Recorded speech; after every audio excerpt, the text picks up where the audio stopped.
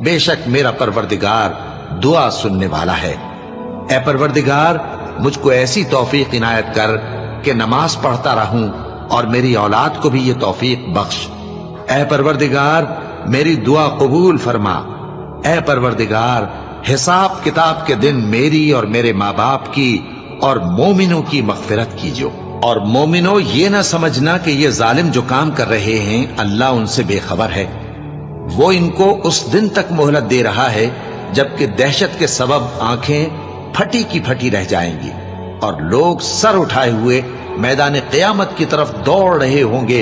उनकी निगाहें खुद अपनी तरफ लौट न सकेंगी और उनके दिल मारे खौफ के हवा हो रहे होंगे।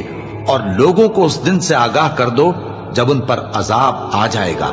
तब जालिम लोग कहेंगे कि ऐ हमारे परवरदिगार, हमें थोड़ी सी मोहलत अता कर ताकि हम तेरी दावत तौहीद कबूल करें